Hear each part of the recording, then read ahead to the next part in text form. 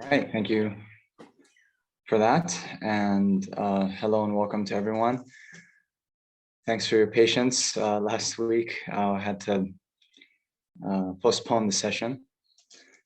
So yeah, but anyway, I hope you made your time effective in the past week, right? By diligently studying, going through the past lectures and your notes, applying effort and memorizing the foundation of all good qualities. Remember that assignment? Okay. So, Mary Ellen, could you please enable screen sharing?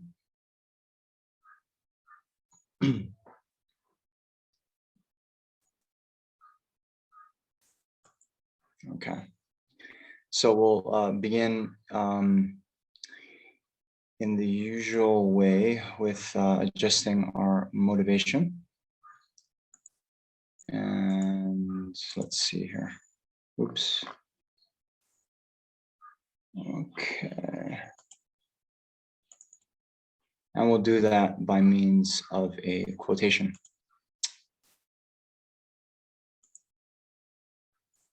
So here, the great Indian master Chandra Goman, he wrote in his letter to a student that domestic animals eat a mouthful of easily found grass, and when tormented by great thirst, they happily drink water they find. Here, those who make an effort at working for the welfare of others do so out of charisma, joy, and surpassing strength. The sun's great rays shine everywhere, traveling like a horse-drawn chariot.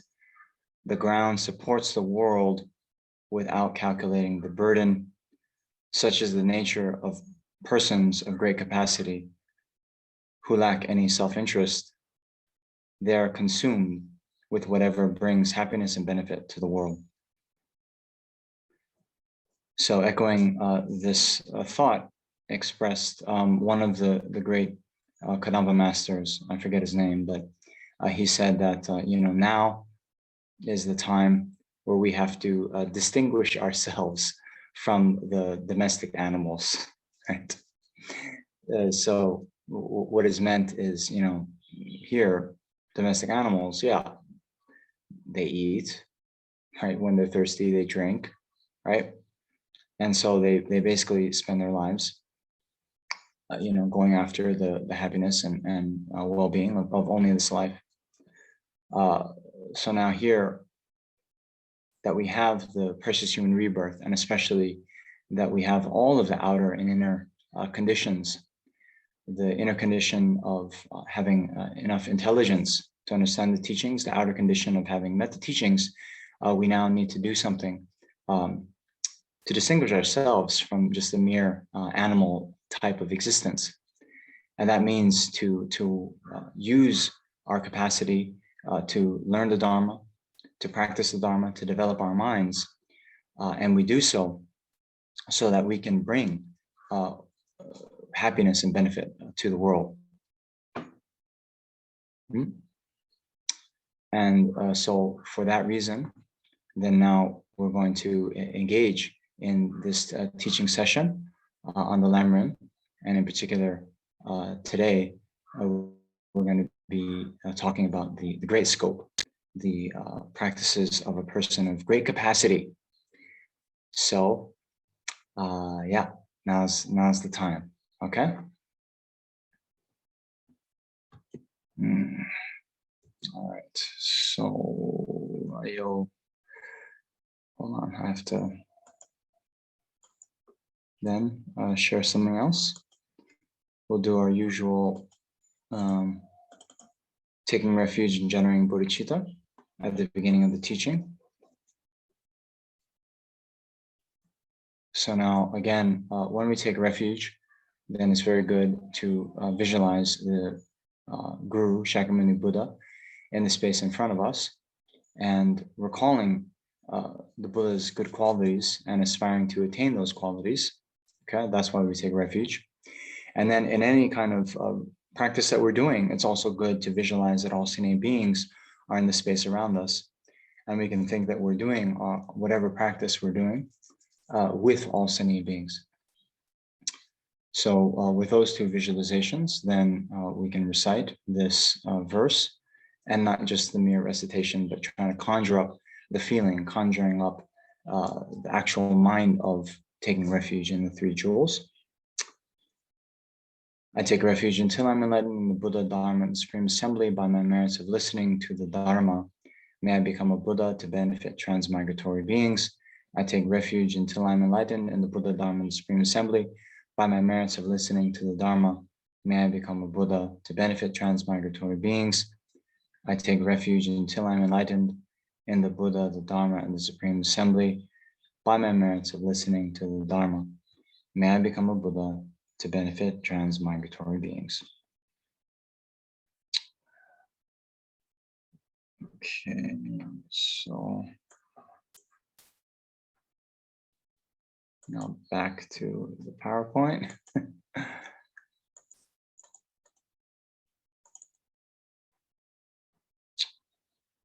Okay.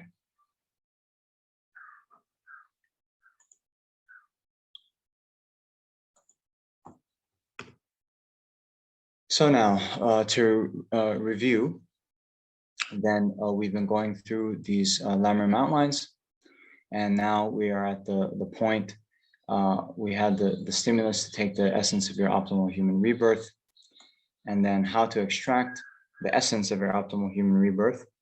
And that then is, training your mind in the stages of the path.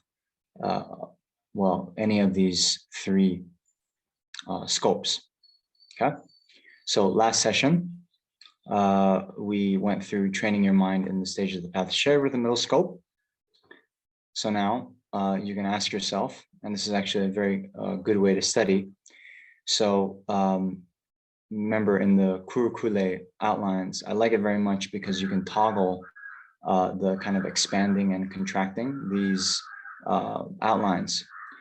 So under this second headline, training your mind in the stages of the path shared with the middle scope, how many subheadings are there? Then what are they? And then for each of those subheadings, how many subheadings do they have? You know, and you keep going through like this. And this is a way, you can, we're talking about learning methods, and the one we talked about before, spaced repetition, right? And then the other one is active recall, actively recalling. So not just reading the book again and again, but actually to close the book and to see how much you can draw from your memory. So in part, why these outlines are so important is, one, they give a framework for us to do that. And, we can go from the big picture and get an entire overview of the Lamrim. And then for our own sort of study and practice, then for each of these outlines, when we take it down to the kind of the most detailed outline, say when we were talking about the 6 types of suffering, the suffering of uncertainty, okay, then, well, what does that mean? And then be able to sort of expand and know what that is being referred to. So anyway, yeah. Does anyone remember without looking, training your mind in the stages of the path share with the middle scope? Okay. Okay, Shanti, nice. I don't know the exact outlines, but basically in middle scope, it would be sufferings of samsara, then something about karma delusions, more details on karma, then the 12 links of dependent origination. Yeah. So that is not knowing the exact words, but knowing something about what's in there. although actually the section on karma is in the small scope. So this is another thing, so that's fine. And it's good to kind of, test. And this is what happens when we learn. We, come to the lecture, we do some reading. And then, yeah, at first, if we were to ask ourselves our question, what is in that? We would have some kind of rough idea. But now, we don't want to have a rough idea. We want to become, fully omniscient Buddhas, right? So we're not just satisfied with this kind of, yeah, roughly it's this. But, then when you test yourself, you say, okay, no, that's not good enough. There's two outlines. And what is it? Something about, okay, first we need to generate this mind of renunciation, and then we need to think about the path leading to liberation, right? So that maybe that's all we understand. And then we go back and, oops, where is it? Oh, sorry, it's in last time, right? So then we look back and we say, okay, yeah, developing thoughts of yearning for liberation, yes. And then ascertaining the nature of the path leading to liberation. Okay, and then within that first one, oh yes, thinking about the general sufferings of samsara, thinking about the specific sufferings. Okay, right? And then, these other two, right? Anyway, this is just some tips. Yeah. Okay. So now we're here training the mind in the great scope stages of the path. And so now to recall, we had gone over in I think the first session, these three identifying stanzas from Atisha's Lamp for the Path to Enlightenment. And in that he identifies the attitude of a person of great capacity, where he says those persons are called superior who sincerely wish to extinguish all the sufferings of others by understanding their own suffering. So now, those actual outlines that this training the mind in the great scope stages of the path, there are three root outlines, teaching that the development of Bodhichitta is the sole gateway to the Mahayana, and teaching its benefits as well. Then the way to develop Bodhichitta. Then after developing Bodhichitta, the way to train in the deeds of the children of the victorious ones. Okay, so now here, again, when we go through these things, there might be some terminology, right? So maybe, okay, Bodhichitta, okay, soul gateway, what does that mean? Mahayana, what does that mean? Okay, so already we should be kind of priming our mind, thinking about these things. Okay, let me understand what's going on here. All right. So then, in that, the development of bodhicitta. So what bodhicitta means, okay, you'll hear this stanza or half of the stanza quoted again and again by Maitreya, right? Maitreya in the Ornament of Clear Realization, or the Abhisamaya Alamkara, right? This is, if you remember, right, in the greatness of the Lamrim, the greatness of the Lamrim is it contains all the instructions passed on by the, the two great charioteers or trailblazers, right? And so do we need to quiz ourselves about that? Okay, there was what? The profound view lineage that went from Buddha to Manjushri to Arya Nagarjuna. And then we had the extensive deeds lineage that went from Buddha to Maitreya to Asanga. And so we mentioned this text. I say we, means me. We mentioned this text, the Ornament of Clear Realization. It is the text that is the commentary on the hidden meaning of the Perfection of Wisdom Sutras, okay? So when you look in the Perfection of Wisdom Sutras, its main subject matter is emptiness, right? But you'll see, like for example, in the Heart Sutra, which some of you know, then at the beginning, Shariputra asks the Bodhisattva Mahasattva Avalokiteshvara, how should any son of the lineage train who wishes to practice the activity of the profound perfection of wisdom? Okay, so it's just a question, but what is sort of being implied actually is bodhicitta, right? Who wishes to practice the activity of the profound perfection of wisdom? Okay, so what is that? This wish to practice the perfection of wisdom means, you know, these bodhisattvas who wish to achieve enlightenment for the benefit of all sentient beings. How do they train? So that's why it's kind of called the hidden meaning of the Perfection of Wisdom Sutra.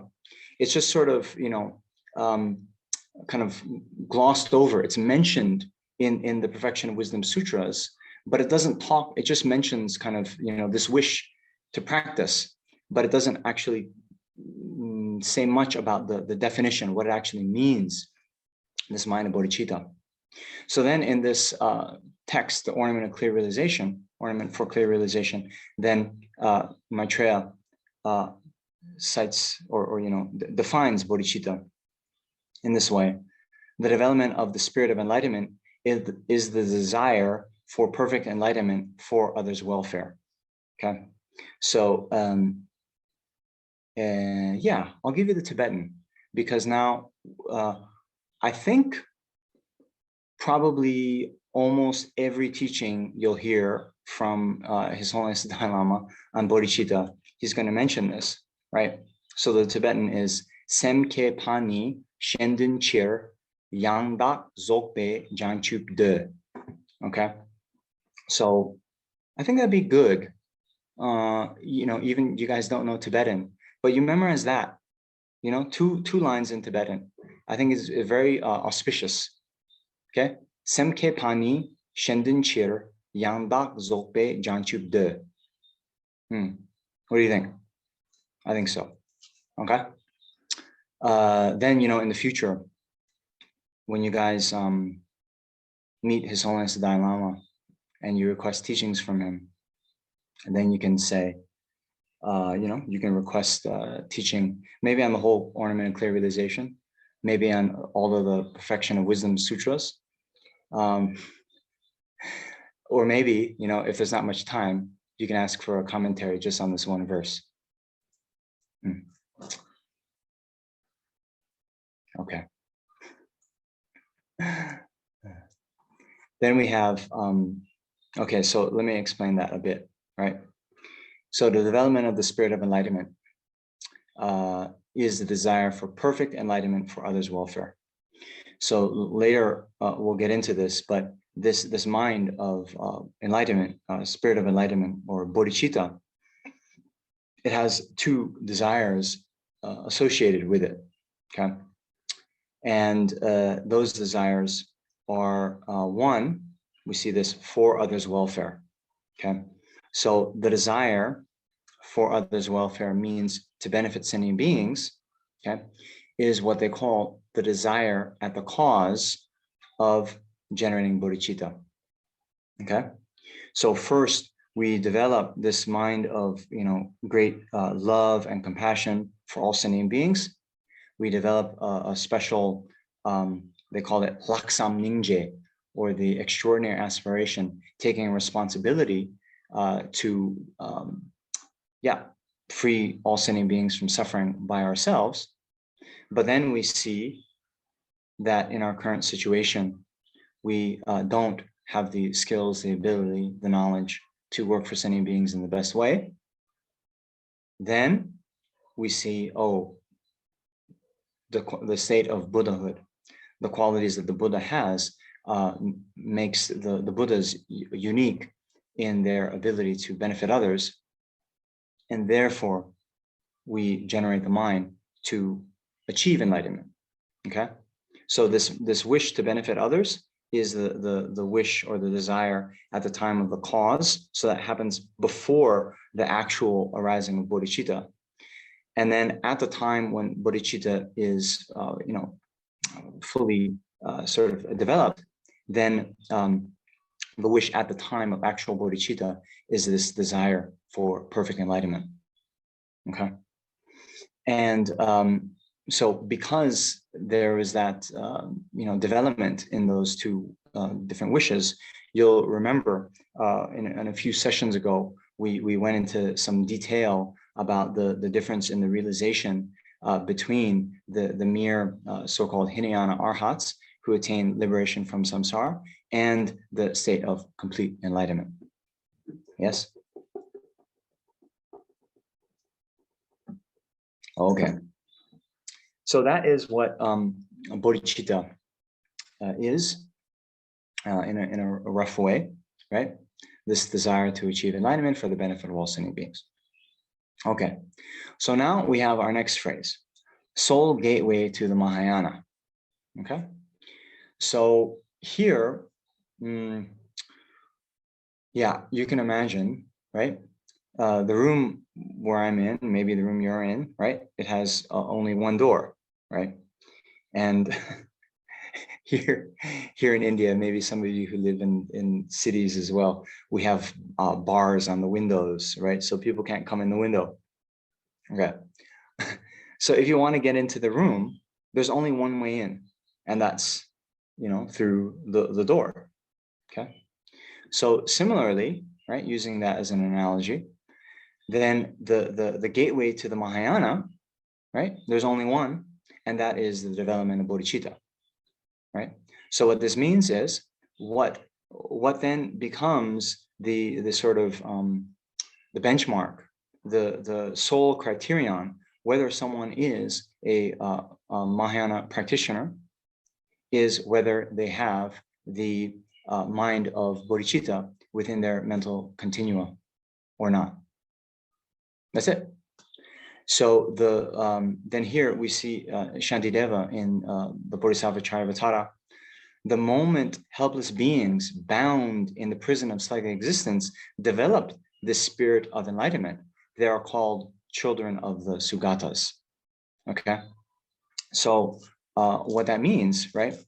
When we talk about these stages of the path to enlightenment, okay, then of course, it's not that just when we achieve this mind of bodhicitta that we become the Buddhas or the Tsugatas, right? Tsugata means the one gone to bliss. It's another epithet of the Buddha, but they're called the children of the Tsugatas. So here, this analogy is, like as soon as the son of a king is born, they become the prince, right? And then they are sort of destined, to they're in this royal lineage, and they're going to again, in the future, become king, right? So at that time, even when they're right out, they can't speak. They're crying. They're not even potty trained, whatever, right? But these, the children of the king, since they're in the royal family, they are, revered and respected, and all these things. So in the same way, although one might not have other qualities like realization of emptiness or clairvoyance or any other kind of supernatural abilities, then from the mere fact that one is a bodhisattva, a children of the Tsugatas, then it is said that one outshines in terms of the lineage even the arhats of the Hinayana paths. Okay, so what's important to note here, right, is bound in the prison of psychic existence. Okay, so what binds people in psychic existence, right? Karma and delusions. So how are we able to free ourselves from karma and delusions? Realization of emptiness, right? So here, what this shows is that, there can be bodhisattvas who are still bound in the prison of cyclic existence, right? They are still subject to rebirth in samsara due to karma and delusions, yet they've achieved this mind of bodhicitta. Okay? Understand?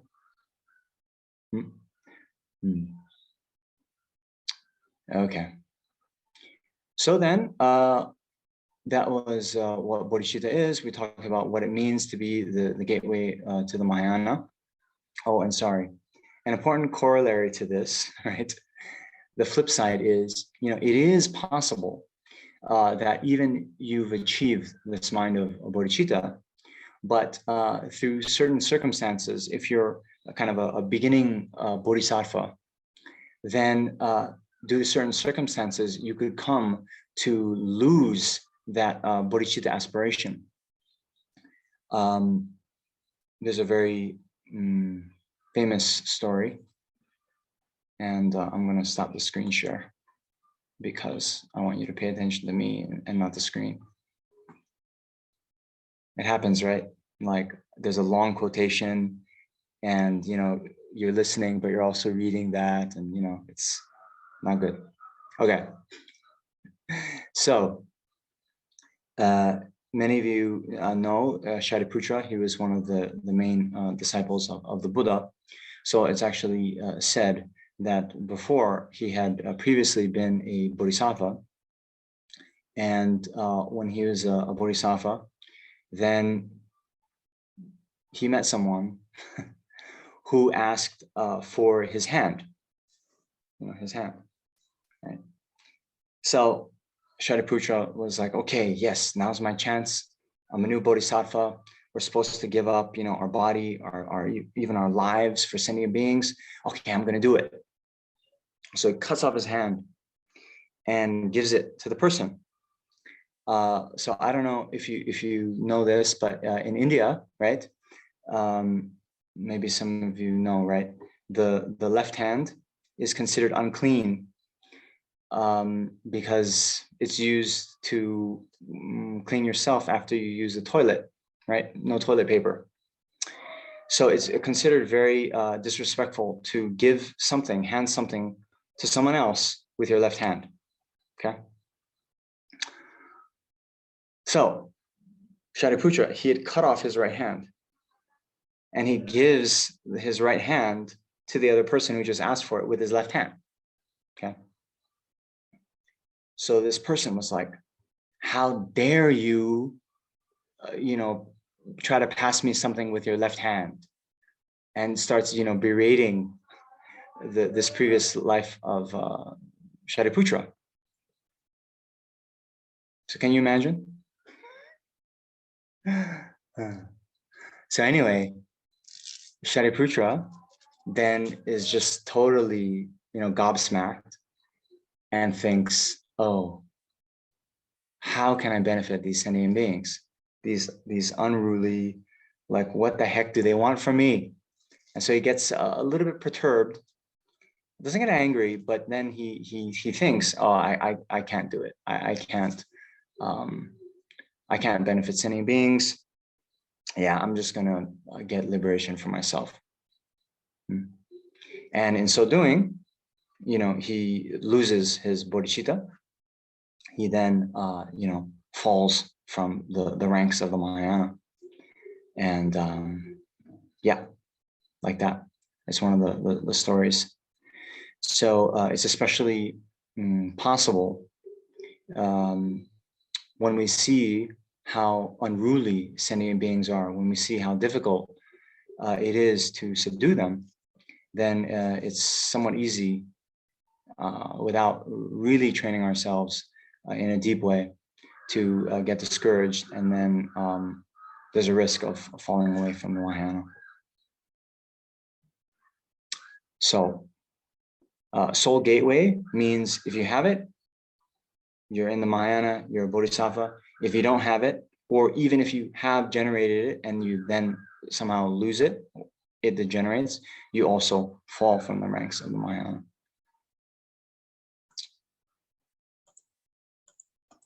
Okay. So now teaching its benefits as well. All right.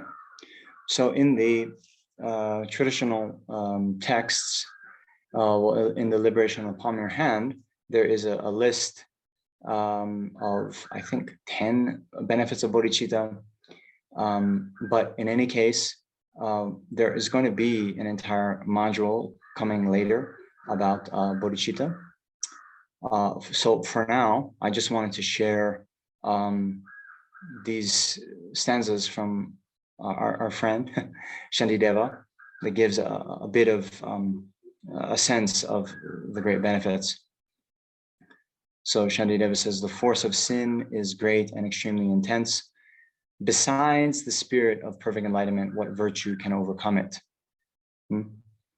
Like the fire at the end of an eon, it will instantly consume grave sins. All other virtues are like the plantain tree. After bearing fruit, they perish. But the spirit of enlightenment, like a wish-granting tree, always bears fruit and never dies, but flourishes. So, yeah, basically, then the two main benefits that are being discussed here is that having this mind of bodhicitta, then it makes all of our actions, one, extremely powerful in terms of purification, right? So the previously accumulated negative karma that we have done from beginning of lifetimes, then yes, there are ways to purify that. Prostrations and Vajrasattva mantras and so forth.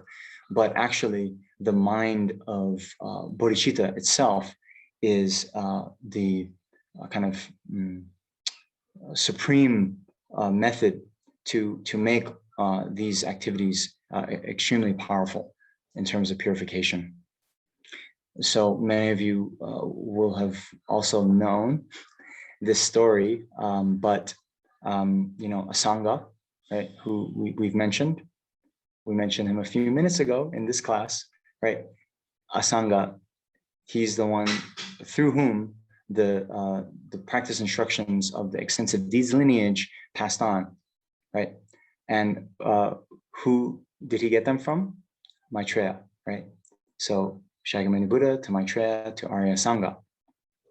So how that story then goes is Asanga was reading the Perfection of Wisdom Sutras, and he was at that point a very marvelous scholar. He probably was an Arya being. They call him Arya Asanga, right? And it is said that he was a third ground bodhisattva. Anyway, so I think he was already an Arya bodhisattva at that time. But yet, when he was reading through the Perfection of Wisdom Sutras, then different questions came up. So he wanted to ask Maitreya about these various questions and doubts he had. So he went into retreat and tried to meditate on Maitreya. And then it is said that for 3 years, through meditating and practice, he didn't receive any realizations. He didn't receive any signs. And so at the end of 3 years, he says, okay, I've tried my best. I didn't get any realizations. Okay, I'm going to quit. So then he leaves his cave, and he has this sign, this kind of, he sees, I'm not sure what he sees first, but anyway, he sees a man with a kind of block of iron and a kind of stack of needles next to him. And he has the iron block in his hand and he's rubbing it with a piece of silk. And Asanga says, okay, what are you doing? And the man says, oh, I'm making needles out of these blocks of iron. Okay, so think about it. there was already a stack of needles. So you think how long it would take to wear down a block of iron with a piece of silk. Yeah. So the Sangha is like, oh man, this person has such perseverance engaging in this work to make, these needles. I mean, I say I'm trying to attain enlightenment for the benefit of all sentient beings. Okay, I need to put in, great effort as well. Anyway, goes back into the cave and again meditates for 3 years. No realizations. He comes out again, and next, as he's walking home, I think he sees someone on the top of a hill, and kind of in a similar way, maybe he has a cloth and he's like rubbing the top of the hill, and a Sangha asks him, oh, hey, what are you doing up there? And the man says, oh yeah, my hut is just over there, and when the sun comes up, this mountain, it blocks the sunlight, the sun rays coming in the morning. So I'm, wiping out this mountain with this cloth. So again, a Sangha has the same kind of realization. Then this happens a few times. He also, at one point, I think when he quits the third time, before he leaves the cave, he notices the whole rest of the cave is very craggy, a lot of, rocks jutting in and out, and it's very rough everywhere. But then he sees one place, it's all very smooth. And he's like, oh, wow, what's going on there? And then he sees a pigeon, kind of entering and leaving this kind of hole in the cave wall. And then he realizes, oh, from the feathers of the pigeon, they were able to, make the rock smooth.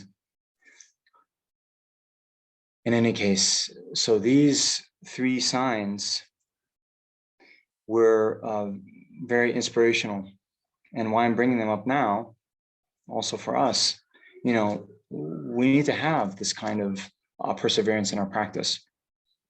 So, later when we talk about the perfection of joyous effort or enthusiastic perseverance, the thought we should have is, all these hardships that we've, had or bore in our lives, right?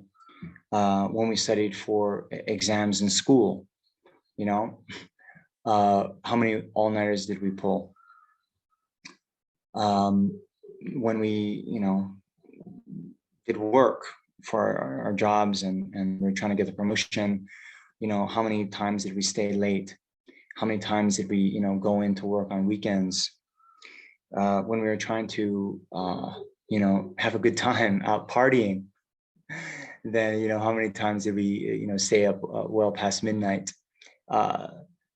Maybe some nights we partied till the break of dawn. I don't know how you guys were, but anyway.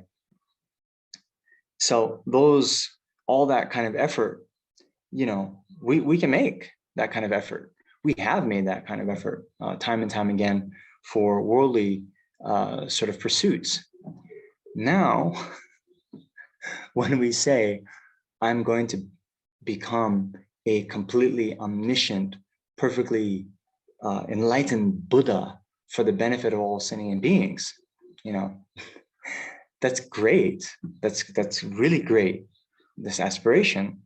But now we have to think, okay, well, my actions, what can I point to say, or maybe even better, whether we think about it ourselves or we think, the Buddhas who are sort of omniscient and can see everything we do, what can they point to and say, oh yeah, oh, Namjong, yeah, okay. He talks a lot about attaining enlightenment for the benefit of all sentient beings. And then look what he's doing. Oh yeah, okay, I can see. Yeah, he is studying hard. He's doing this, he's doing that. You understand? Okay.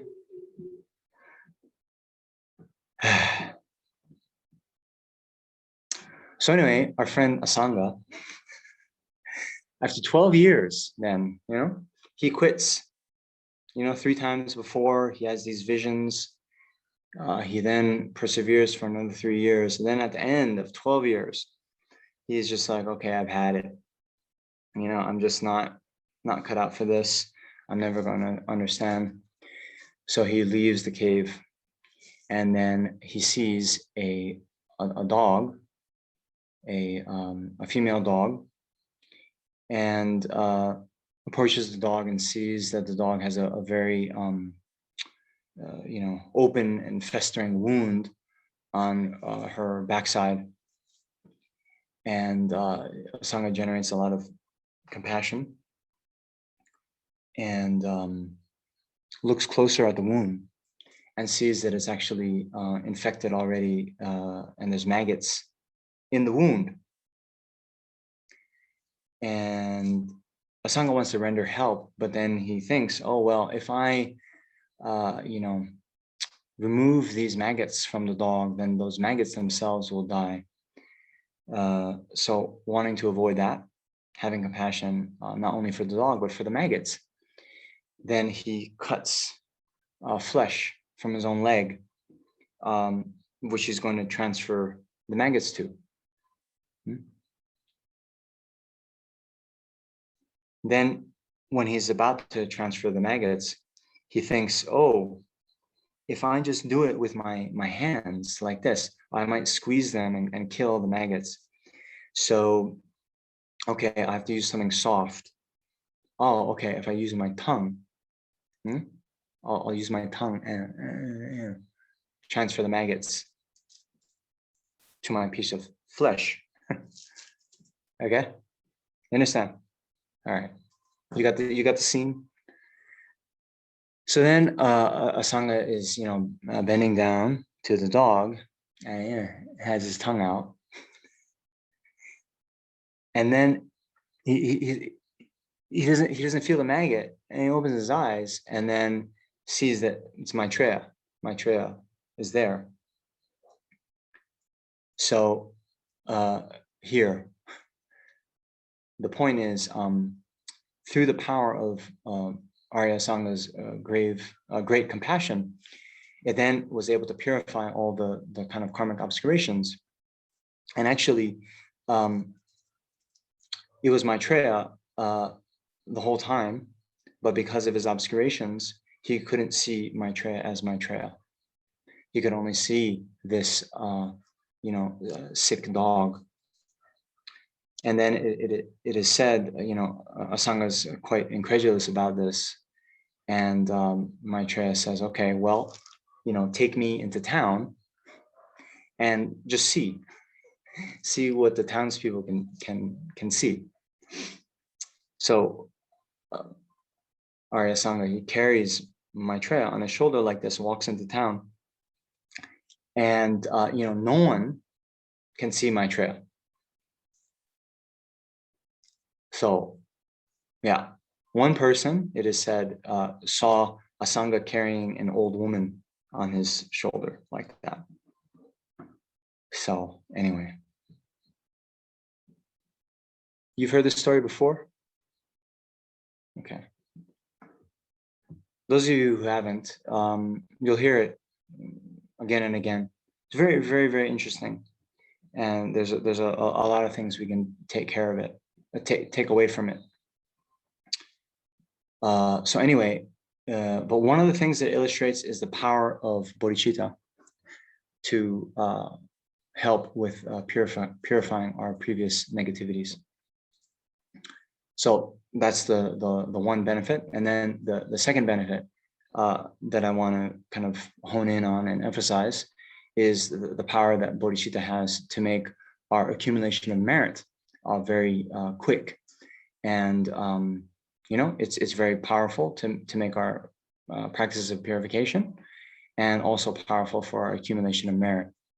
And this analogy here that Shantideva uses about the plantain tree, right? So, the other virtues, after they bear fruit, they perish, right? But the spirit of enlightenment like a wish-granting tree always bears fruits and never dies but flourishes.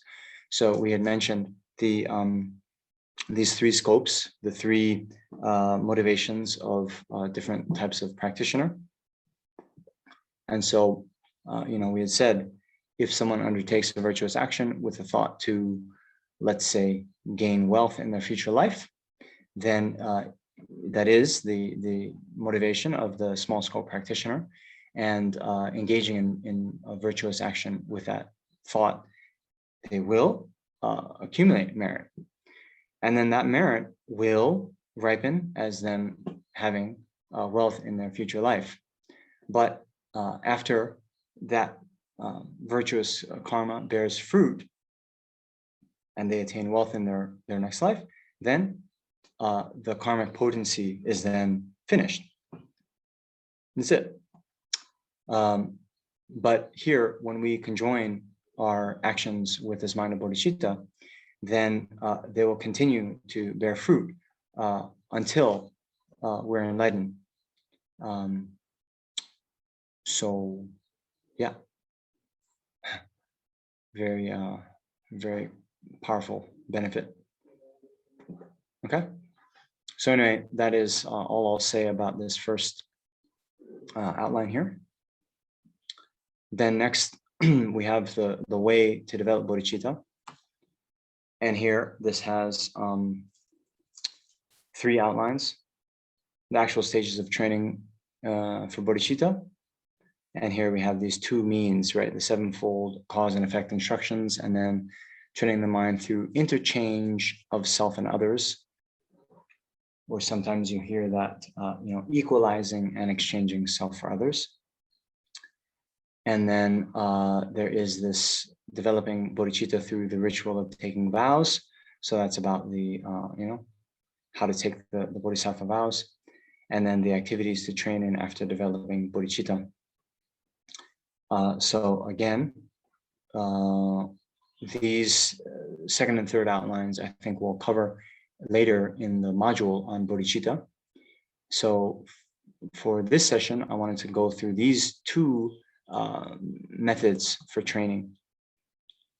So first we have the training the mind by means of the 7-fold cause and effect instructions.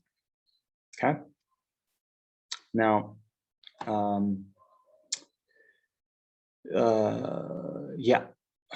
these are called the 7-fold cause and effect instructions because there are 7 points, right?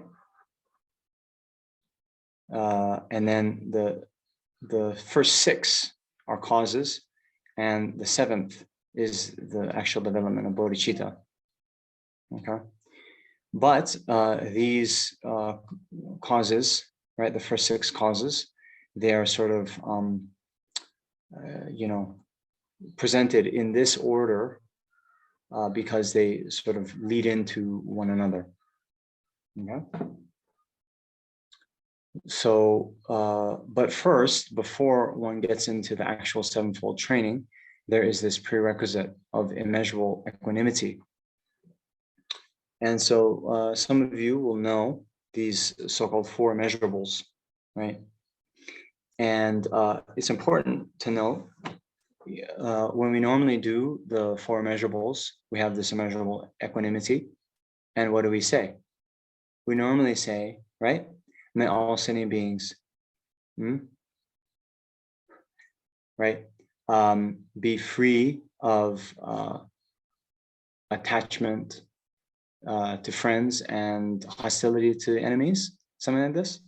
May all sentient beings abide, So that is one sense of immeasurable equanimity. So sometimes this word equanimity or tangyom, in the Lamrim Chenmo, it's actually translated as impartiality. So normally what happens, right? We have, some group of friends or loved ones that we care a lot about. We, it matters to us if they have a bad day. We have some level of, compassion when they experience suffering. We have some level of, wishing that they experience happiness. So you have our close ones. Then we might have, or you can imagine a person that does have enemies, right? Where they don't feel this sense that they're interested in, they're wanting to be happy and wanting to avoid suffering. In fact, sometimes with enemies, we can actually wish that something ill befalls them, right? And then we have a whole, most living beings fall into the third category where we have, indifference. It doesn't really, affect us much either way if they are happy or suffering, right? So this, that's why it's probably better to call, partiality, right? Or we have some kind of, bias. It's not even. We have a sort of excessive concern to just a select group, right, of our friends, maybe it's our family. And then we have others that we don't like, and then others are, completely indifferent, right? So the first step then is to generate this impartiality ourselves, okay? So actually, it's explained in the Lamrim Chenmo, this immeasurable equanimity, there's two aspects to it. So the one that we normally meditate when we meditate on the four measurables is to think, may all beings, abide in equanimity, free of attachment for friends and hostility towards enemies, or whatever, verse formulation you have, right? It's then that mind is wishing that all beings have this mind of equanimity, of impartiality. But in this context, we need to ourselves develop this mind of even-mindedness and impartiality towards all. Okay? All right. So how we do that, then in this context, it is the main thing that is emphasized is to meditate on the constant flux and uncertainty of the various relationships we have, right? So we consider those three groups of friend, enemy, stranger, and we think, okay, these friends, well, yeah, they happen to be our friends now, but when we think, even in this life, they weren't always our friends, right? They at one point were strangers. Then we, met them and developed a relationship.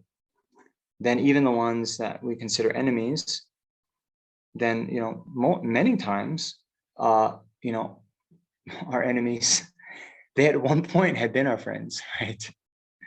And then due to some kind of, falling out, some kind of disagreement, or some whatever events happen, then we're no longer friends with them, and now the relationship has soured. And then especially when we consider across lifetimes, then as we said in the meditation of the faults of samsara and this suffering of uncertainty, that throughout lifetimes, lifetime after lifetime, then all of our various relationships we have with each other, then they also are in constant flux. And the friends, the loved ones can become enemies, right? Our pets, can become our dinner in our next life, and so on and so forth, right? So looking in this kind of bigger perspective, and especially considering that, okay, well, even, these ones that we now label enemy, well, it's a very kind of short-term perspective that we're taking. Maybe, there's one argument that we had, and now we've totally labeled them as enemy. We don't care about them. We, want something bad to happen to them, right? But, when we consider throughout all these various lifetimes, then, we've had one small disagreement in this life, but across many lifetimes, they've actually been our mother, and even one time when they have been our mother, they gave us so much more kindness that more than outweighs whatever kind of disagreement or falling out we had in this life. So anyway, considering these various angles, we come to level out the playing field and develop this more even-minded approach to all beings. Okay. Then after we've done that, we can embark on the actual sevenfold training. And these are, first to understand all sentient beings to be your mother. So here, a little bit imprecise with the language. It's not that all sentient beings are our mother, but from beginningless samsara rebirth, all sentient beings have been our mother. And here it's important to note that the mother is taken as just a kind of example, because generally speaking, the mother is the one that most can easily gain a sense that this person has been kind to me. They've showed me a lot of kindness. But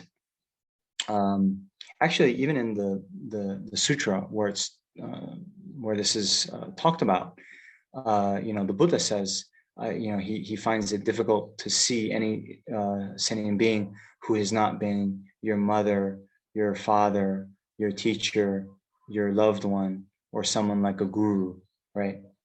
So, those of you, maybe you have a little bit difficult relationship with your mother, right? Maybe you, were raised by someone else. But in any case, the point is the fact that you are alive today means that, you had someone who cared for you and didn't let you die when you were, a baby and you couldn't eat, right, by yourself. Okay. So whatever, if it's not your mother, you can, sort of choose another being that you can more easily identify with, someone who has been kind to you in this life. Anyway, that's just important to note, right? But yeah, the point is, since the mind is beginningless, then samsaric rebirths have also been beginningless. And then just in this life, we've had a mother. Then in our previous life, then we have also had a mother. And, when we keep going back through the eons, then, there are some cases where we don't have a mother, like beings born in the formless realm. They don't have a mother. There's certain kinds of, rebirth. Let's say in the hell, right? You're not born with a mother. You're born directly in the cauldron of boiling copper, right? So anyway, there are some rebirths where one doesn't have a mother, but there are many. The human rebirths, many kinds of animal rebirths, they have mothers. So anyway, thinking in this way and kind of stretching back through time, through beginningless time, we come to understand that at one point or another, every single sentient being has been our mother. And further, it says, not just once, but many, many times, each sentient being has been our mother. Okay, that's the first step. Second step then is to remember their kindness. There are some outlines about the kind of more systematic, structured approach to remembering their kindness. But basically, we can think of their kindness in, providing for us both food, shelter, warmth, right? Then we can think of, the education they gave us. We can think of the kind of, comfort they gave us, the love they gave us, all the various ways that they were kind to us, right? And then the third cause, repaying their kindness. So what this means is more, thinking that, oh, since I receive all this kindness from them, I must, repay this kindness. Otherwise, I would be sort of, it's inappropriate. It's kind of base. It's it's uncool, right? To receive all this kindness from our mother, and then not to repay that kindness. So even in a worldly sense, when someone's been kind to us, we have a sense of gratitude, and we want to then repay their kindness. And even in the world, the people, if they've received kindness from someone, and then instead they kind of stab them in the back, it's seen as something quite vile and worthy of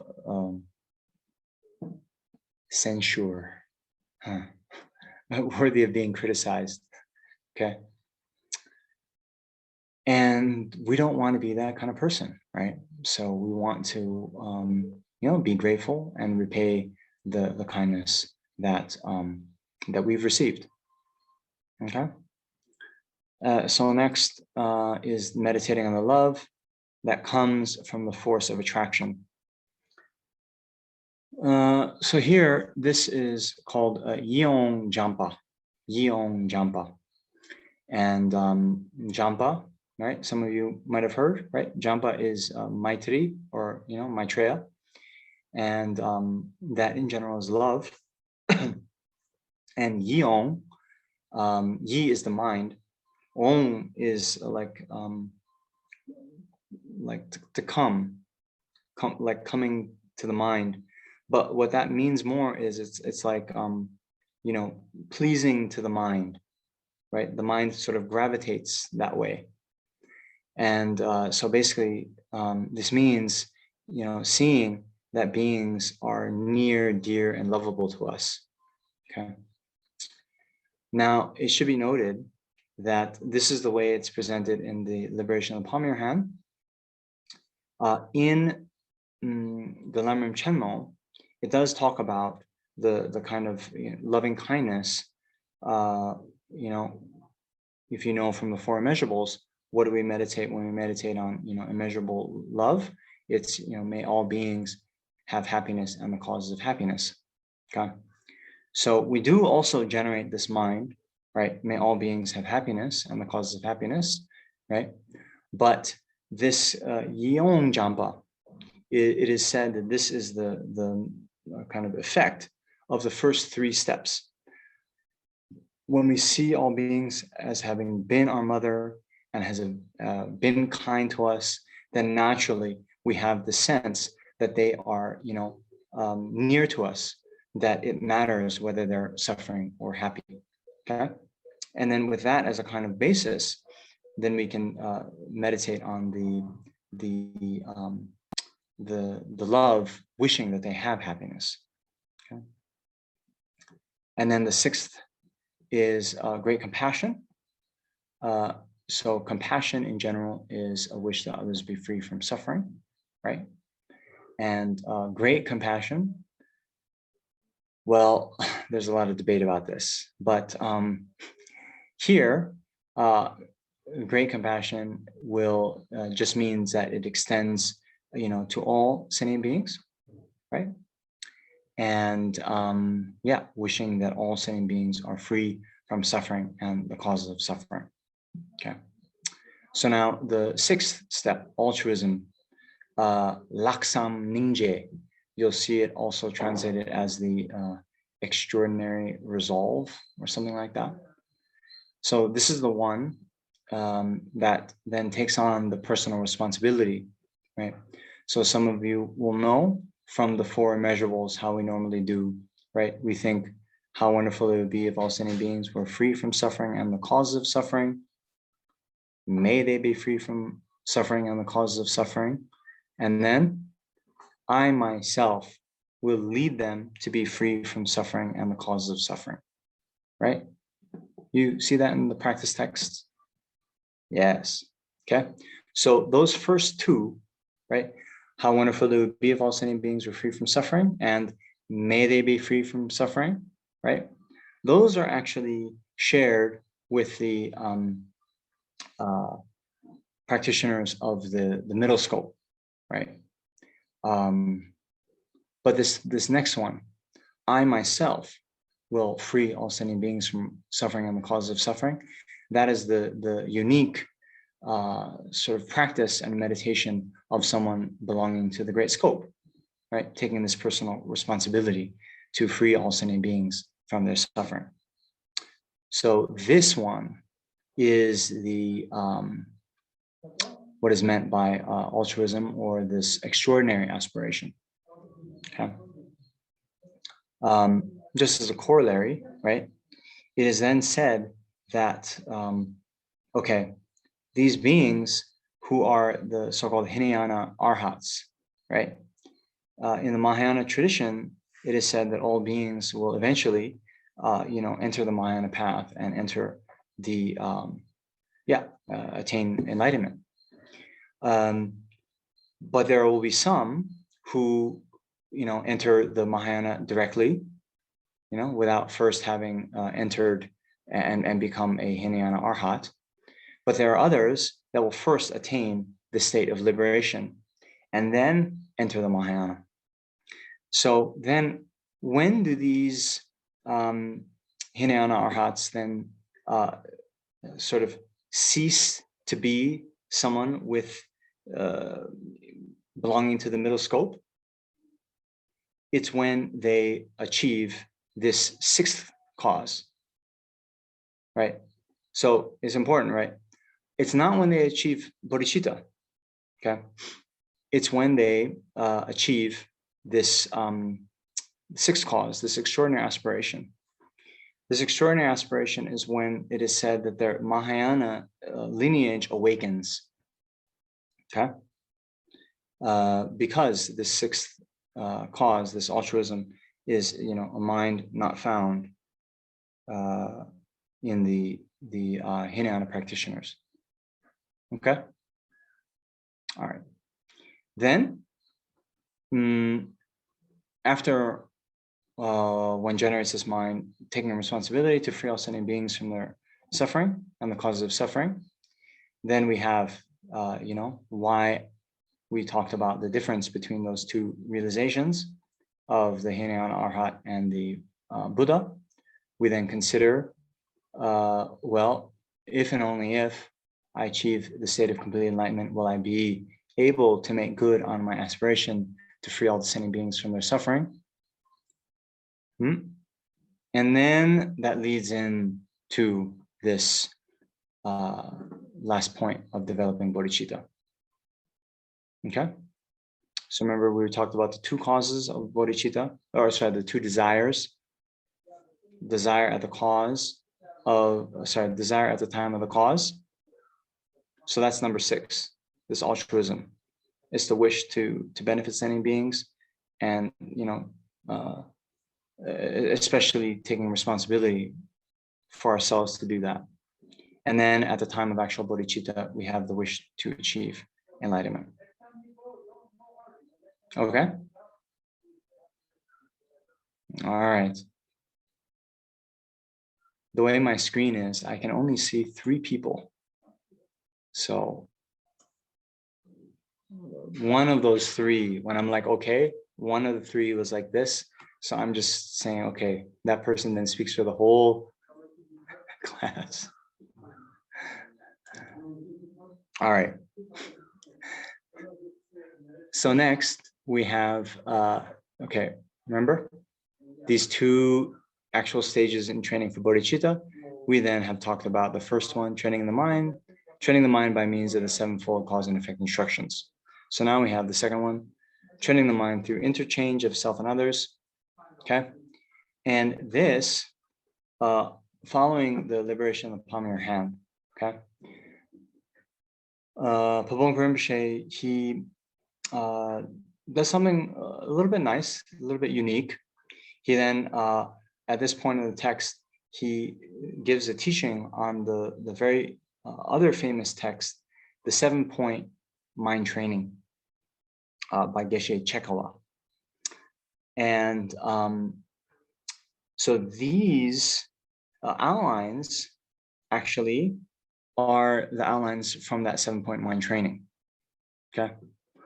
And then knowing this, then you'll see these outlines differ very greatly from what you see in the great stages of the path to enlightenment or the Lamrim Chenmo by Lama Tsongkhapa, because Lama Tsongkhapa gives a more standard treatment, not through this other text of the 7-point mind training.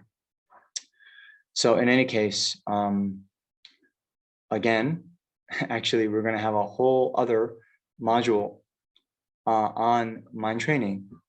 So again, and this is going to be separate from the module on Bodhichitta. So I'm not going to go into all this right now, but just in a brief way, teaching the preliminaries on which this Dharma depends. Okay, those are actually the stages of the path in common with the small and medium scope.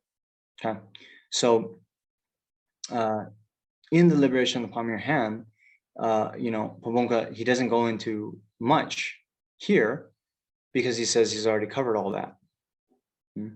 If you were teaching the 7-point mind training on its own, you would go into those. Okay. And then training yourself for the 2 types of bodhicitta, right? And that's what we are going to cover in this module. And then there are these last 5 outlines: converting unfortunate circumstances into a path to enlightenment, teaching a practice to be applied to your whole life, the criteria of having trained the mind, the 18 commitments of mind training practice, and 22 pieces of advice. Okay, so those are all the kind of unique features of the mind training teachings. And yeah, that will be covered later. But for now, we're just going to go into training yourselves for the 2 types of bodhicitta. We have ultimate bodhicitta and relative bodhicitta, or sometimes you see it as conventional bodhicitta. So conventional bodhicitta is the one that we discussed, right? This wish to achieve enlightenment for the benefit of all sentient beings. Okay, and that is actually the main focus here. Ultimate bodhicitta, well, without getting too technical. So we have this mind of relative bodhicitta, the wish to achieve enlightenment for the benefit of all sentient beings. When one has achieved that, generated that in an uncontrived, spontaneous manner, one then becomes a bodhisattva.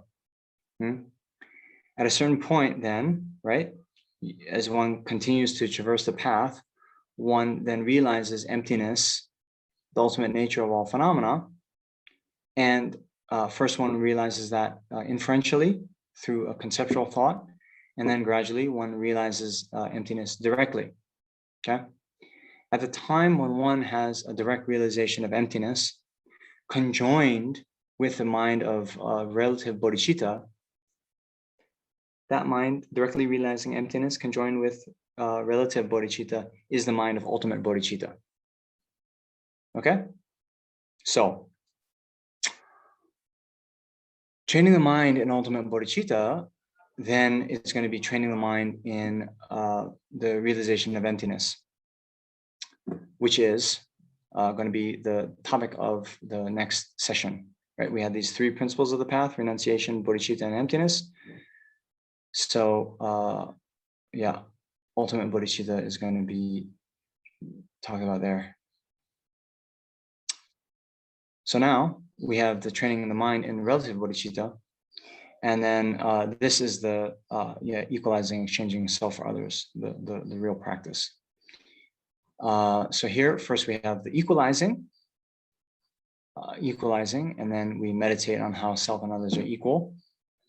And in this context, then what is more emphasized is rather the thought that all sentient beings are equal in wanting happiness and not wanting suffering. We can also contemplate on a more, ultimate level, that, you know, there is no inherently existent friend, enemy, or stranger. We also contemplate how the Buddha then, you know, or someone without this partial mind, how they then come to see all sentient beings as being, you know, equally near and dear to them. So there are a few kind of contemplations there. And then we have contemplating the many faults resulting from self-cherishing. And now here, then, just to share a few of the contemplations, some of the quotations from Shantideva's Bodhisattva-Charvatara,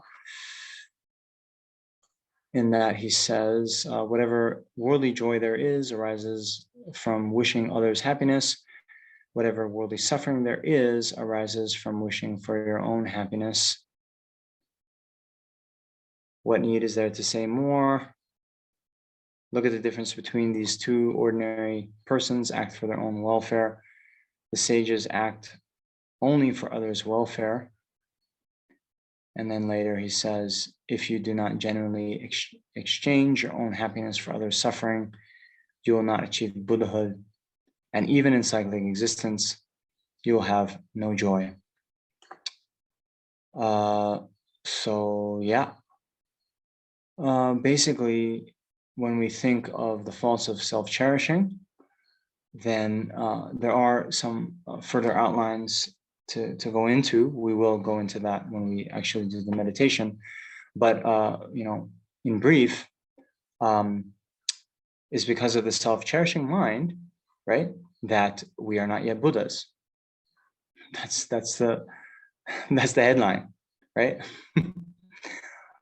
Because without reversing this mind of self-cherishing, and here, I should have said this first, but this mind of self-cherishing, it has a specific definition in this context. So normally when we talk about cherishing, it means just, you know, wishing, you know, something good, right? Well, I cherish, you know, having a liking towards. So it's not that we, you know, give up self-cherishing and instead we have self-loathing or, you know, wishing to harm ourselves. Not like that. But here, in this specific philosophical context, self-cherishing refers to this thought that we are somehow more important than others, right? We are only, you know, one being, and, you know, there's countless trillions upon trillions of sentient beings in existence. And well, this is actually one of the trainings when we kind of take a step back and we think, okay, who is more important? You know, the one or the trillions? Then it becomes very easy, right? That all sentient beings are more important than one sentient being. But when we consider our own actions, our own behavior, the way we conduct our lives, well, if you're like me, then, you know, so much energy, effort, exertion is done just to take care of the one sentient being, right? And you know, very little is done to benefit others. And those, you know, few times when we do benefit others, it's you know, coming in a situation where it's actually not involving that much sacrifice from our own side, right? Yeah. So anyway, this thought of self-cherishing, holding ourselves to be more important than others, then you know, we can consider, well, actually, all of the suffering that we've experienced, yes, it has come from negative karma. It's the ripening result of negative karma. But then, how has that negative karma been generated? And usually, right? Yeah, it's motivated by a delusion, anger, or attachment, pride, jealousy. But kind of working in conjunction is this mind of self-cherishing. So for example, if we were to steal, it's because, we think we're more important than the other person whose belongings we're about to, take. When we, I don't know, kill a being, let's say when we kill a mosquito, we think that, the being free of the discomfort of the mosquito bite, for me, is more important than the mosquito being able to continue to live, and therefore, we kill. So then, whatever worldly suffering there is arises from wishing for your own happiness, right? And then, everything from the the headache I have today is a result of a negative karma that I've accumulated in the past. I accumulated that negative karma because I had this mind of self-cherishing. From that small suffering, all the way to, the fact that I'm not yet a Buddha, is because I haven't abandoned this mind of self-cherishing. Okay. Then when we contemplate the good qualities resulting from cherishing others, then we have this contemplation from Shantideva's Bodhisattva Charyavatara, right? So there he says, if even those who think I'll clear away just the headaches of living beings have such a beneficial intention that they receive immeasurable merit, then what is there to say of one who aspires to clear away the immeasurable unhappiness of each being and to endow them with immeasurable good qualities? So here again, it's talking about how much merit one can achieve in a very quick way by generating this mind of bodhicitta. And then, oops, not yet. Then we have this verse from the Guru Puja by Penchen Losang Chugyi Gyaltsen. Since cherishing myself is the doorway to all torment, while cherishing others is the foundation of all that is good, I seek your blessings to make my core practice the yoga of exchanging self for others. Okay. So that's that. We're now going to meditate. And I am on time. So I don't know, maybe we open up for questions first and then we end with meditation. How does that sound? Can you take the slide down? Yes.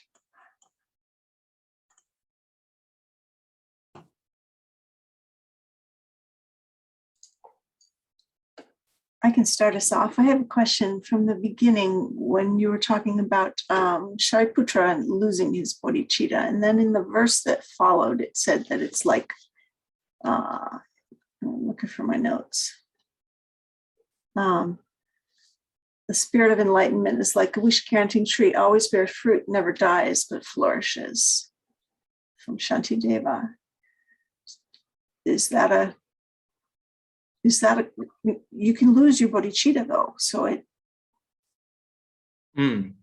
Okay, yeah, good question. So I know what you're trying to ask. You're saying maybe there's a apparent contradiction, right? Because on the one hand, we have this verse from Shantideva comparing the virtue of bodhicitta as being like a wish-granting tree that never dies but always flourishes. But then we see some beings, Shariputra being one of them, that then lost their bodhicitta. So here, there's two senses, two different things being talked about. Okay, the Shantideva quote comparing, the plantain tree, right, which bears fruit once and then, perishes, right? So this is talking about the ripening effects of previously accumulated karma. Okay, so a virtuous action done with a motivation to achieve wealth, okay, it will ripen as the achievement of wealth. Then after that happens, finished. It bore its fruit. Now it's done. Okay. Now, the same action, let's say giving charity to a beggar, right? Done with a mind of bodhicitta. Okay.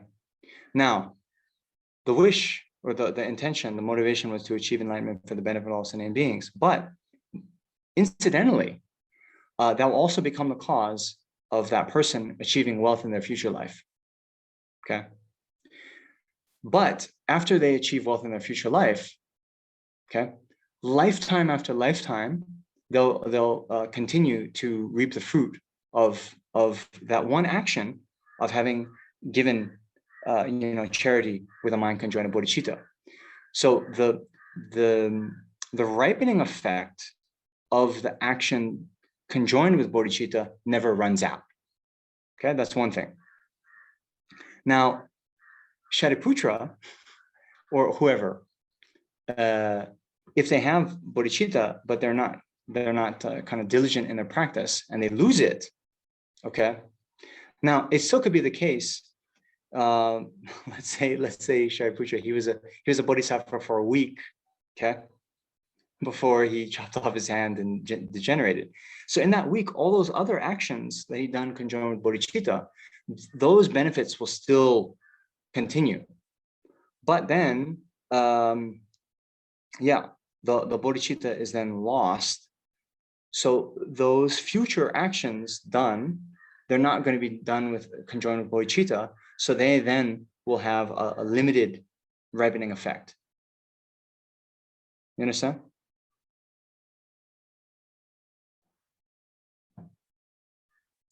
Yes, thank you. But that's a very good question. Very good question. Anyone else want to unmute? I don't see anything in the chat. Is here?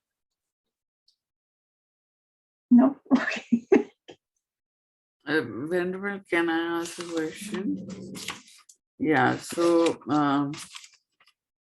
there in the illuminating the path to enlightenment, it says the karma is in one part. It says the deep meaning of karma is extremely hidden phenomena. But it's not clear there what it means. Which understanding of karma is extremely hidden phenomenon?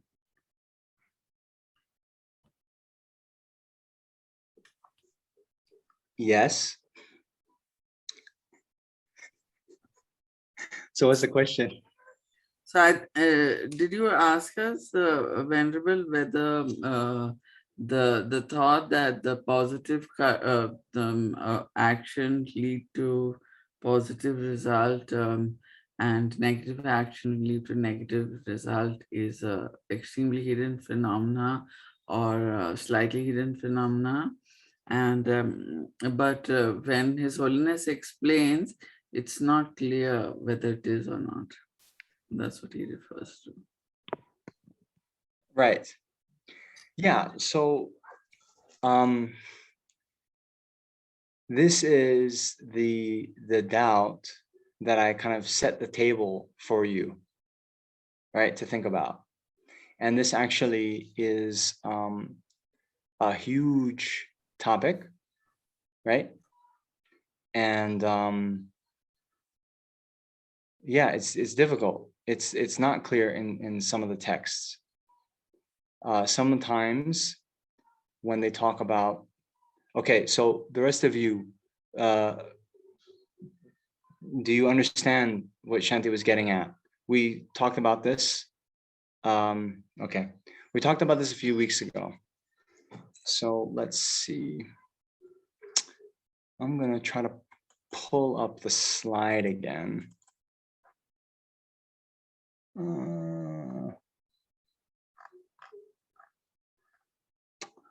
You know, I'm going to stop that. I have like over 100 slides, and so it might take a while. But the essence was this, right? There is one point in the liberation of the palm of your hand where it's talking about how at this point we don't know where we're going to be reborn in our next life. But depending on the Buddha's testimony, we can realize this extremely hidden phenomena by means of an inference based on belief. Okay.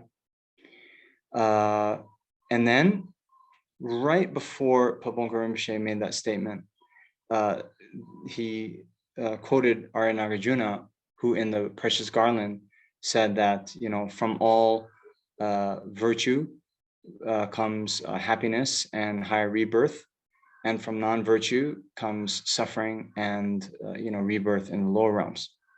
Okay. Then right after that, talks about this, where we're going to be reborn in our next life is an extremely hidden phenomena. Okay.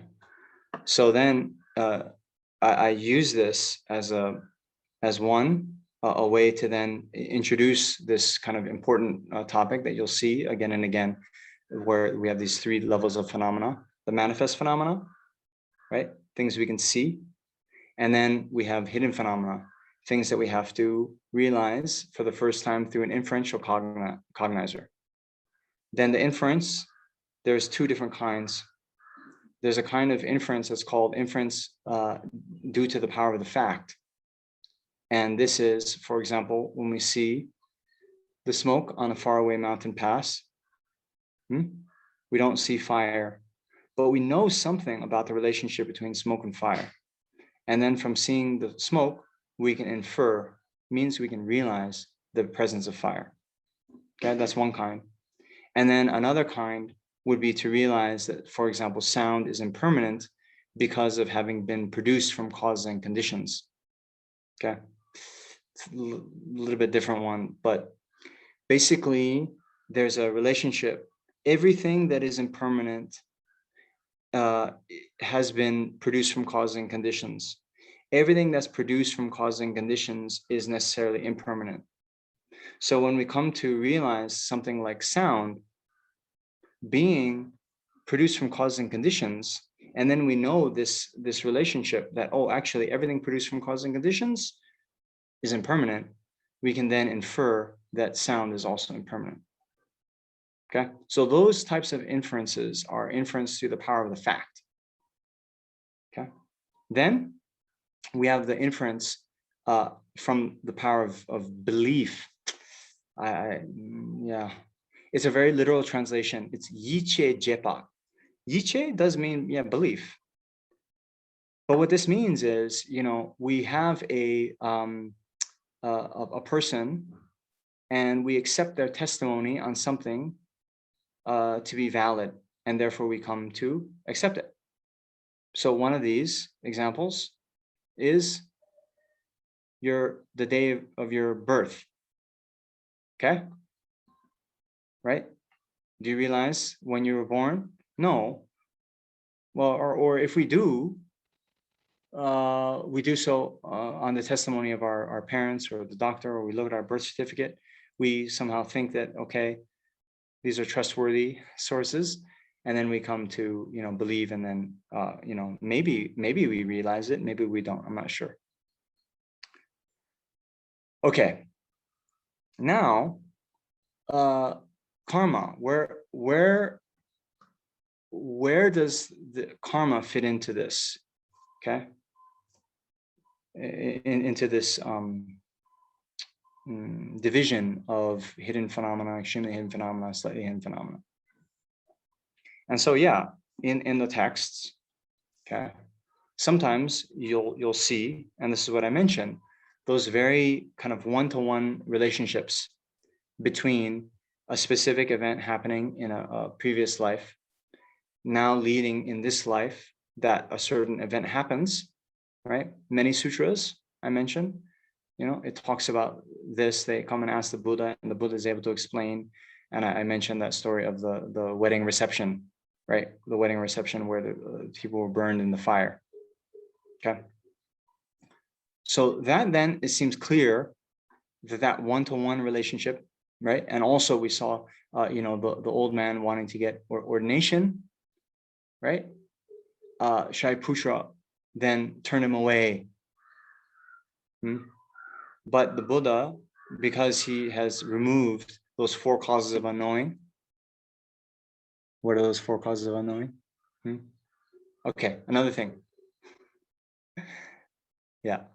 So then the Buddha was able to see, actually, that old man, he did the circumambulation, in his previous life, and due to that, he had the roots of virtue.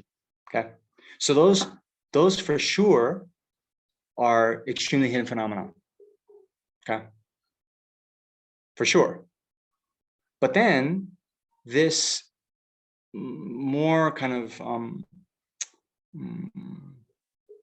just the general principle of karma, whether the mere fact that from virtue comes happiness and rebirth in the higher realms, from non-virtue comes suffering and rebirth in the lower realms, whether that itself is also an extremely hidden phenomenon. So that's Shanti's question, which actually is the question I had for you.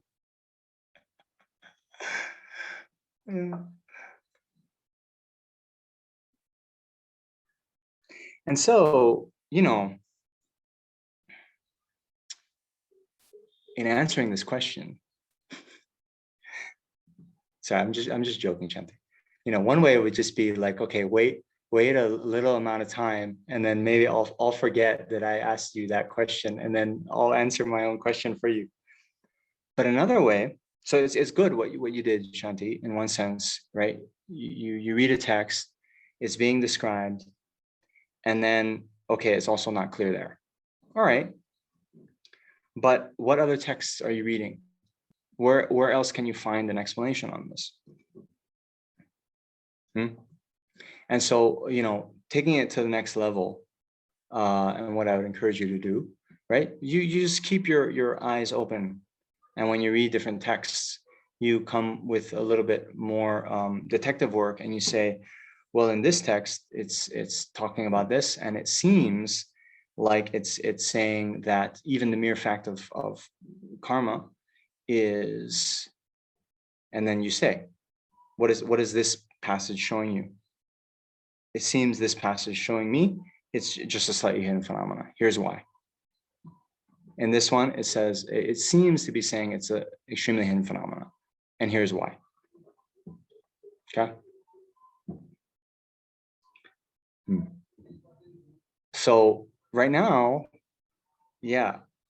maybe in the illuminating the path to enlightenment, it's not clear.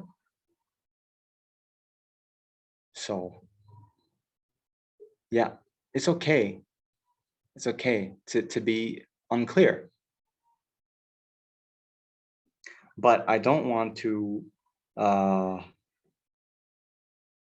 at this point, I want you to do more detective work. And I want you to think about it more, right? Right? I mean, that's the point.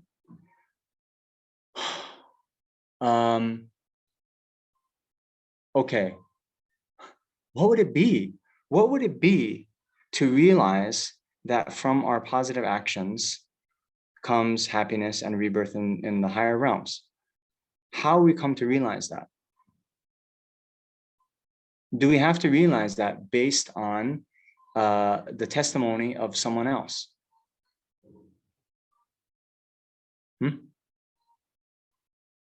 That's the question, right? That's the real question, right? So instead of, again, right, we have this definition. Okay, a slightly hidden phenomena is, a hidden phenomena that you realize for the first time based on an inference through the power of the fact. And an extremely hidden phenomena is one that you realize through, inference on belief. So then the kind of line in the sand is whether when you realize that, you have to realize it, based on the testimony of someone else. And there's nothing, there's no other way. Now, just as a corollary, right? So emptiness is a slightly hidden phenomenon. Now, although when we first hear about emptiness, we, rely on the teachings of the Buddha or Nagarjuna or whoever, who then, explain to us.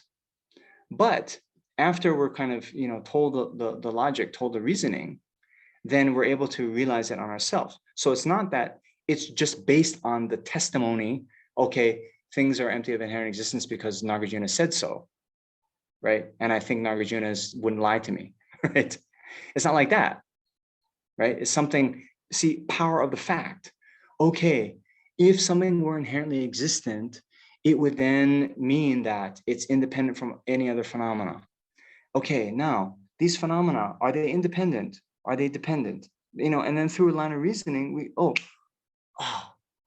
yes, they're dependent on others, so they're not inherently existent, and we can realize it, right?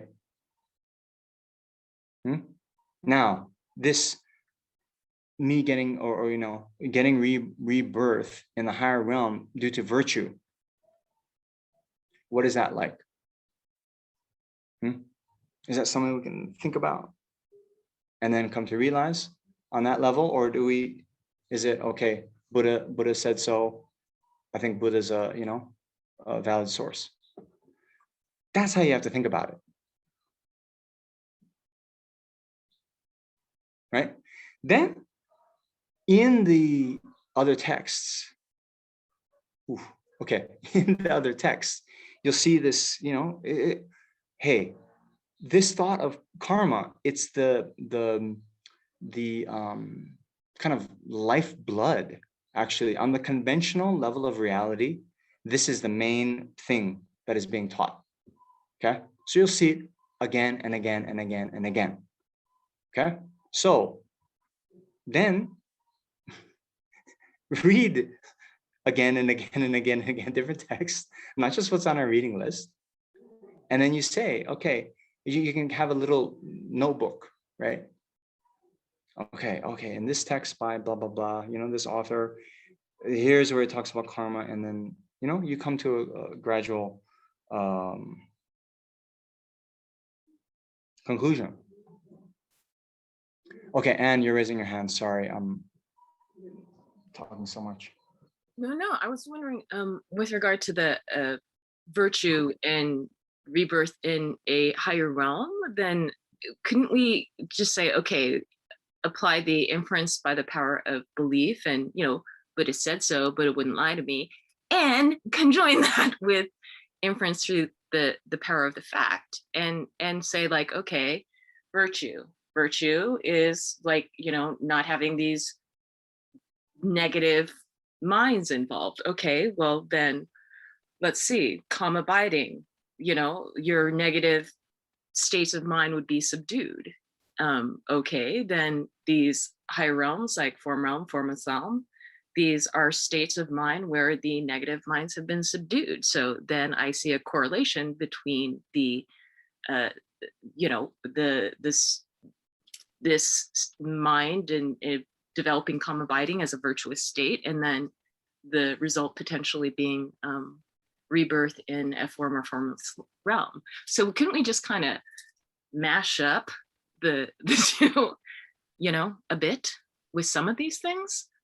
Or must it necessarily be inference through the power of belief and Buddha said so approach?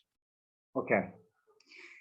So there's two things going on, right? One is, and what you're talking about is a good approach in terms of a practical level, right?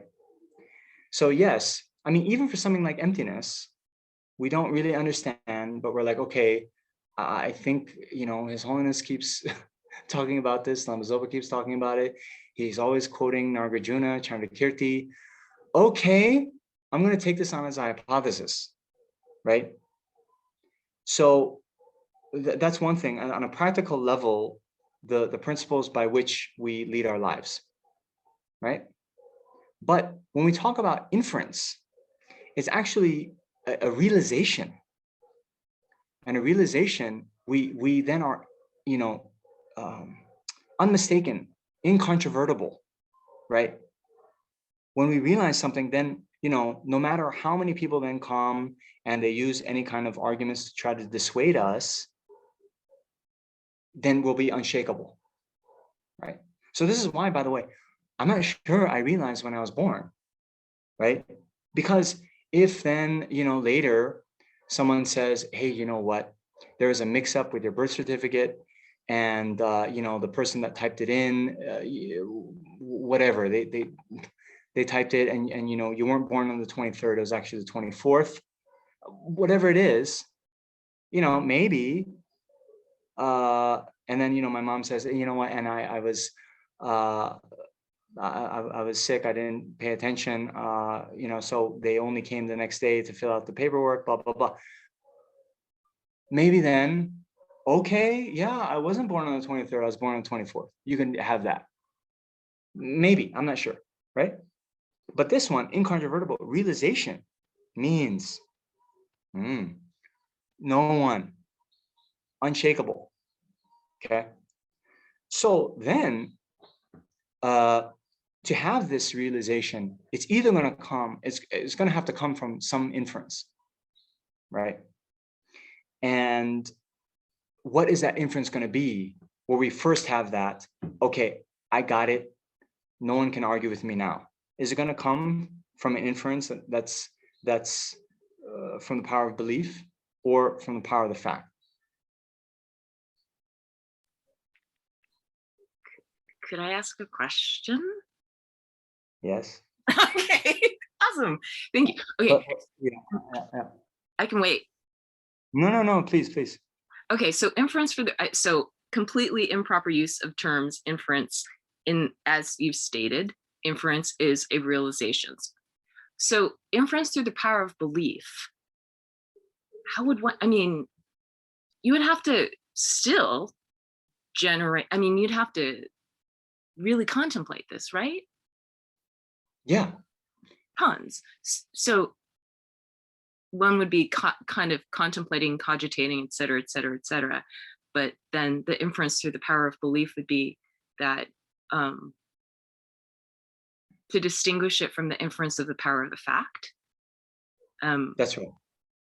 Would be ultimately, like, one would be contemplating, breaking it down in all these different ways, but the final realization that would be incontrovertible, this person can never be moved away from this knowing. It would essentially somehow be through relying on examining these texts intensively or something. Like, what would distinguish that reasoning, and that being, that final realization being through the power of fact, through reasoning, versus through belief? Does that make sense? Yes. No. And this is a huge topic, a huge question, and well, we have to think about this, and we have to think actually whether that inference from belief is possible at all, right? Because we saw even, could there be, they say when you were born is an extremely hidden phenomena. Now, is there any kind of evidence that we have that now I am completely unshakable in that? Right? Is there anything? Okay, or let's put it even this way. Because the Buddha, we say, okay, well, yeah, my mother maybe, or whatever, the doctors, they're ordinary beings, they can be mistaken. So maybe some big mix-up happened with my birth certificate, blah, blah, blah.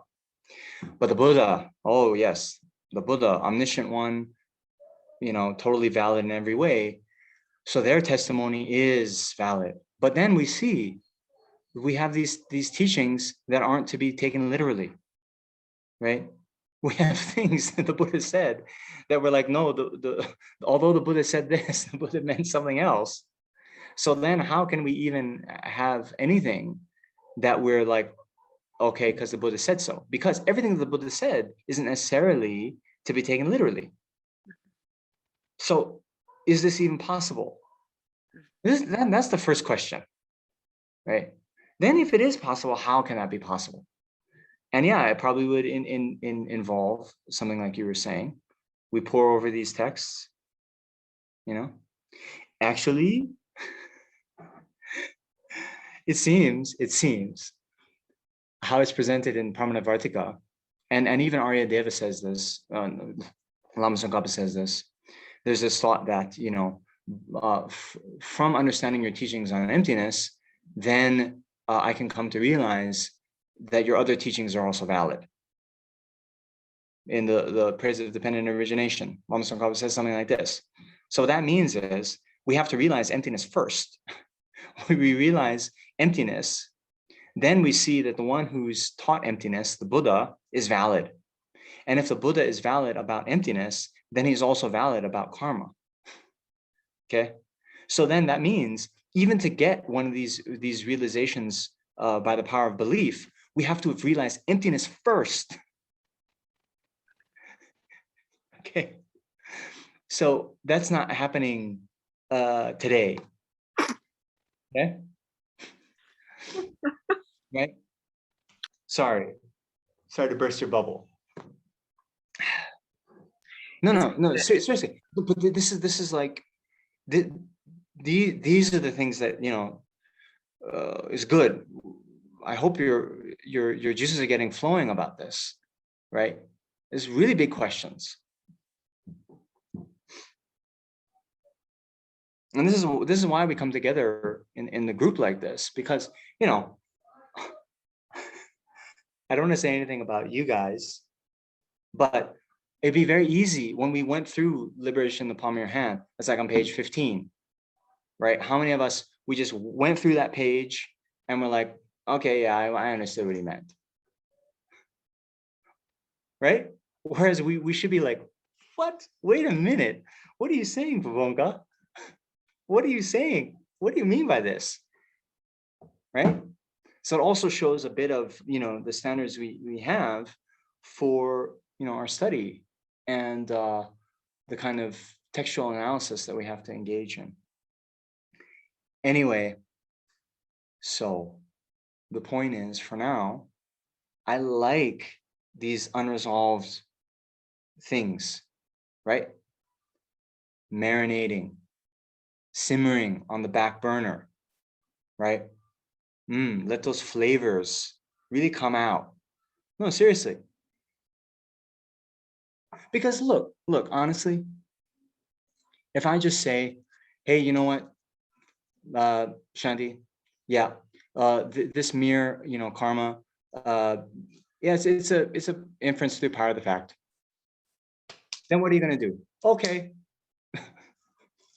No, seriously, I'm not you, but that in and of itself, it's like, okay, whether it's inference of the power of the fact or inference of the power of belief, how do we realize? Because, okay, let's take 2 steps forward and look at it from, the other perspective. If we really believed, okay, forget about belief. If we realized that all of our negative actions that we do, they're going to result in suffering in the future, would we be so lackadaisical in our behavior? So this is, even a kind of similar thing. Socrates, he mentioned, right, that actually all the virtues are based on wisdom. Because if you really knew the consequences of your actions, it would be impossible to, do otherwise, right? So whether we realize from power of belief or whatever, right? The point is, how do we then come to realize this law of karma? But even before we realize that, we have to, do our best to, act in accordance with that and abandon our virtue as much as possible. Oh my gosh. I'm looking at the time.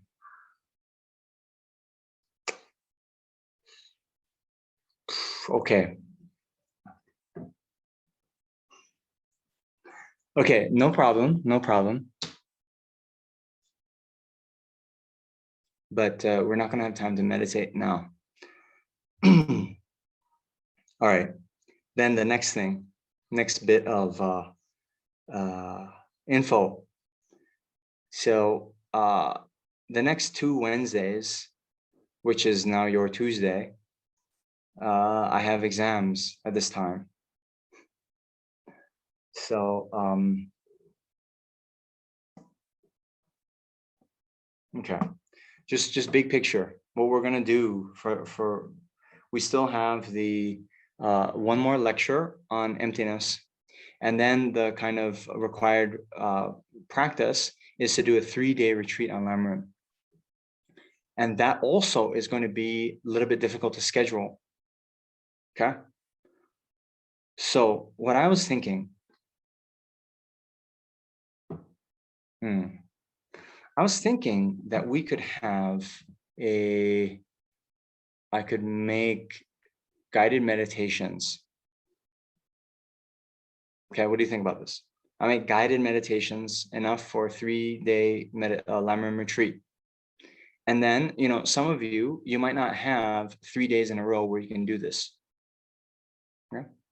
So then you can do, let's say, 1 day, whatever, this weekend on renunciation. Then the next weekend, okay, oh, now you have 2 days. So you can do the other 2 days, something like this. That's one idea I had. So what I want you to do then, well, first, my exams are, the following 2 Tuesdays, but maybe there could be another day, maybe the 18th, my time, which is the next Wednesday. I'll be totally done with exams. So, it would be a huge burden off my shoulders. So could we do it on a Wednesday like that? I don't know, something like this. So please, maybe, I don't know, Mary Ellen, how should we do this? Shall they just email you and I don't know, how can we do this rescheduling? Yeah, I think there's something in the chat.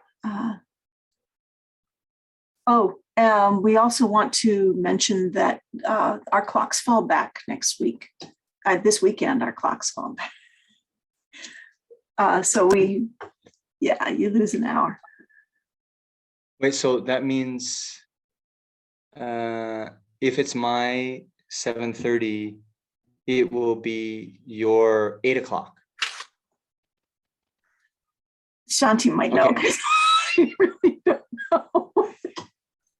I think I have to confirm it, but I think so.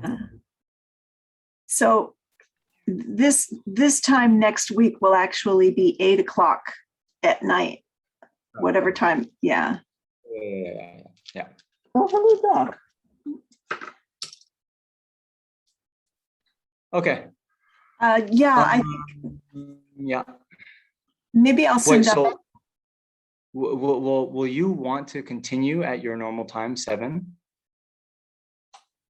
Because it'll be 6 then our time.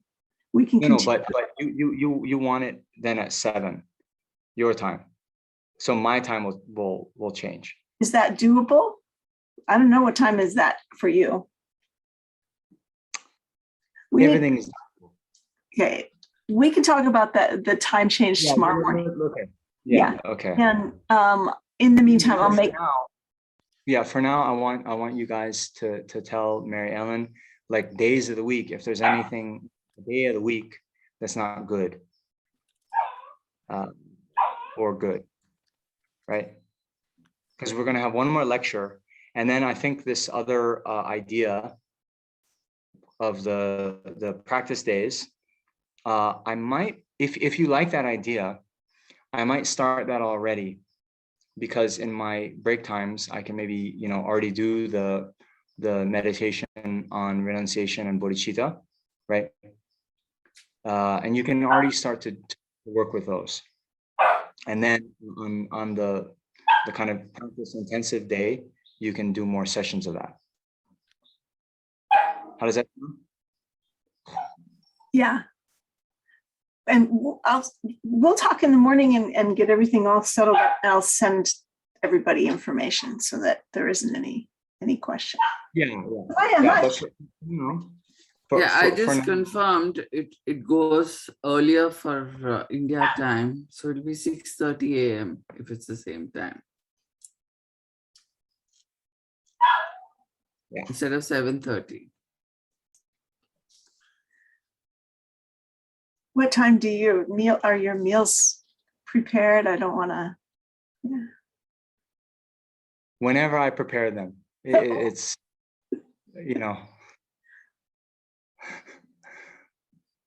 it's yeah, breakfast we make ourselves. Okay. So anyway, let's yeah, for now, okay, we're over time. For now, just please, everyone in the group, write right now, if you know any days of the week where it's not good, write at Mary Ellen now, because I'm going to talk to her in about 12 hours and we're going to sort all this out. Right? So do that now. It's very, very easy. Okay. And yeah, then the kind of retreat intensive, we'll discuss some ideas, see how that will work. But I think something like that is going to give a little bit more flexibility and just make it easier, because otherwise yeah, live sessions will be difficult, just because our we're 12 and a half or 13 and a half whatever hours different, which means my sleeping time is your like middle of the day time and so forth. Okay. Very good. I'll send an email out tonight, and you can reply to that email with your preferences. That way we can keep it all in the same string. Okay. Great. Okay, so let's just now do the brief dedication at the end. So may whatever virtue I've ever collected benefit the teachings and all transmigratory beings, and may it especially cause the essence of perfect, pure Losang Drakpa's teachings to shine forever.